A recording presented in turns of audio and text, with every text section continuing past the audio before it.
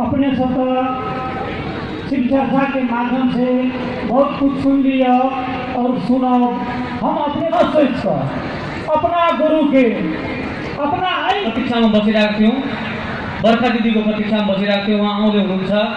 सबैजना शान्ति भएर सुनिदिनु होला, उहाँलाई बसिदिनु होला शान्ति भएर। कृपया एक आपसमा कुराकानी नगरिकन स्वयंसेवकहरूसँग।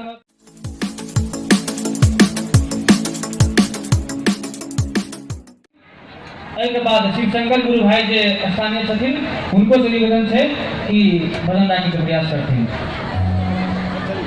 चौकी स्थान पे घोषणा है बहन विनीता देवी, बहन कविता मिश्र, रेखा ठाकुर, इंद्र प्रसाद भगत, जोली पाल, नीतू पाल, मिली पाल, अमृता पाल, सुजीत कुमार, सूर्यकला देवी। ये सूचना महादेव की आत्मा पता करने जाए कृपया इनका नाम दर्ज हो।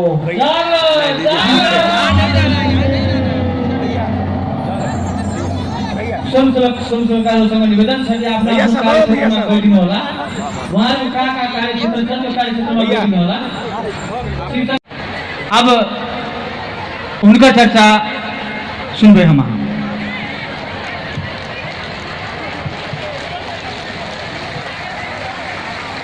क्योंकि कोई भी काम हम करते हैं तो उसके पीछे कोई ना कोई कारण होता है।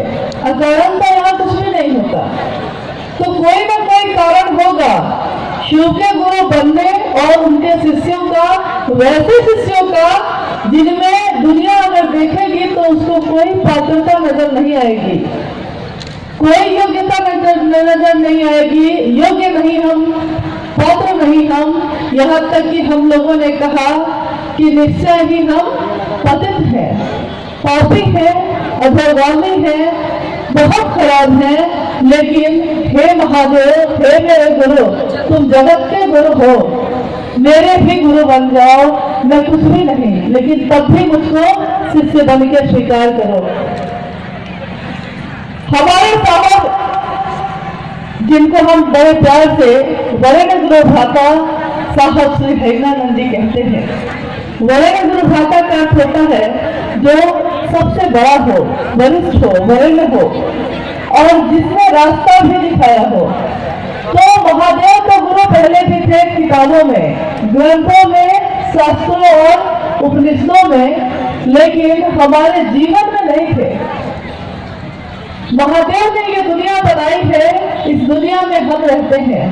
महादेव की बनाई हुई दुनिया में हम और आप रहते हैं, लेकिन हमारी बनाई हुई छोटी छोटी जो दुनिया है उसमें महादेव नहीं रहता। मात्र यही बात साहब श्री हरिनानंद जी ने कही कि जब आपके जीवन में, जब आपके घर और परिवार में, आपकी दुनिया में वो शिव आ जाएगा, शामिल हो जाएगा, तो समझिएगा कि आप शिव के शिष्य हो गए। इसके लिए उन्होंने 3 रास्ते बताए। ये 3 रास्ते जिस पे चल के हमारा मन उस शिव से जुड़ाव स्थापित कर सके, जुड़ सके, जिसमें हम अपने गुरु से दया मांगते हैं। हे शिव, आप मेरे गुरु हैं, मैं आपका शिष्य हूँ, मुझ शिष्य पे दया कर दीजिए। देखिए, हे शिव, आप जगत के गुरु हैं। ऐसा कहीं नहीं कहा गया है कि आप भारत के गुरु हैं, आप नेपाल के गुरु हैं, नहीं। वो जगत का गुरु है, तो वो सबका गुरु होगा, इस पूरी दुनिया में रहने वाले का। हालांकि ये अलग बात है कि महादेव ने जो दुनिया बनाई, उस दुनिया की किसी रचना ने कोई भेद नहीं किया। महादेव ने ये आकाश जिसमें से बादल लगते हैं और बारिश होती है, वो बारिश भेद नहीं करती, ये नदियां भेद नहीं करती, नदी बहती जाती है, हवाएं भेद नहीं करती, वो हर जगह समान रूप से बहती हैं। एक गीत सुना है ना आपने, पंछी नदियां पवन के झोंके, कोई सरहद नहीं है रोके। पंछी के लिए कोई सरहद नहीं होती, नदियों के लिए कोई सरहद नहीं होती, और हवा के झोंके के लिए भी कोई सीमा, कोई सरहद नहीं होती। कोई भंसार इनको कटाना नहीं पड़ता। सरहद हम इंसानों के लिए है। सोचो, हमने और तुमने क्या पाया इंसान होकर? कहा जाता है कि महादेव की सबसे सुंदर रचना है इंसान। महादेव ने सबसे तबीयत से 5 तत्वों और 3 गुणों से बांध के जिसकी रचना की वो है इंसान, वो है मानव, वो है जीव। और एकमात्र इसी रचना में, इसी जीव में ये संभावना भी डाली कि वो शिव हो सकता है, शिव जैसा हो सकता है। तो हमारे घरों में बिया पड़ा रहता है, बीज पड़ा रहता है बहुत तरह का, लेकिन जब तक हम उस बीज को, उस बिये को धरती में खुदाल चलाकर गाड़ते नहीं हैं, उसकी सिंचाई नहीं करते, मौसम में उसकी देखभाल नहीं करते, तब तक उस संभावना में यानी उस बिये से पौधा नहीं निकल सकता। बिये को आप रख सकते हैं, बीज को आप रख सकते हैं, लेकिन अगर उसकी सिंचाई नहीं हो, अनुकूल मौसम नहीं मिले, तो उसमें से पौधे नहीं निकल सकते। बैठ जाइए ना। ठीक वैसे ही जन्म के साथ ही हमारे मन में, हमारे दिल में उस महादेव का प्रेम है, लेकिन एक बिये की तरह पड़ा है। जब तक आप अपने मन के भाव से उसको सींचिएगा नहीं, उसको बोलिएगा नहीं, उसकी देखभाल नहीं करिएगा, उसकी परवाह नहीं करिएगा, तब तक ये पौधा पुष्पित और पल्लवित नहीं हो सकेगा। यही बात साहब श्री हरिनानंद जी ने कही कि इसको सींचने का क्या उपाय है, क्योंकि हमारा मन धरती के आकर्षण में है। हमारे मन को धरती अच्छी लगती है, धरती की चीजें अच्छी लगती हैं, महादेव की तरफ मन नहीं जाता।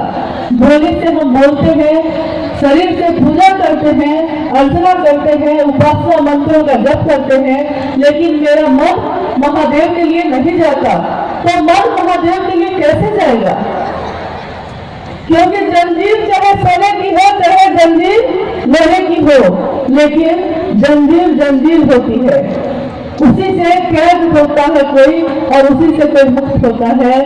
चाहे ज्ञान से बंध गए हम, चाहे अज्ञान से बंध गए हम, लेकिन अगर बंध गए हैं तो मुक्ति संभव नहीं है। महागुरु महादेव, जगत के गुरु महादेव, विश्व मूर्ति महादेव, आदि काल से जो महादेव गुरु रहे हैं वो महादेव इन दोनों जंजीरों से मुक्त करते हैं। ज्ञान है आपको कितना है, वो इससे भी मुक्त करते हैं, और अज्ञान है तब तो सबसे सुंदर बात है, क्योंकि ज्ञान होने के बाद उसको निकालना जरा कठिन है, लेकिन अज्ञान है, सादे कागज पे लिखना है तब तो बहुत आसान है। हाँ, उस पर कुछ लिखा है तो मिटा के लिखना बड़ा मुश्किल हो जाता है।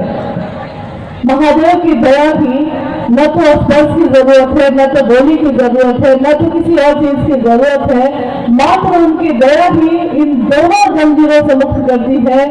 हम सब जिन्होंने शिव को गुरु माना है, हम अपने गुरु शिव से दया मांगते हैं कि वो हमको ज्ञान और अज्ञान इन दोनों जंजीरों से मुक्त करे, हमारे मन की संकीर्णताओं से हमको मुक्त करें, ताकि हमारे मन में उस शिव का ज्ञान कर सके।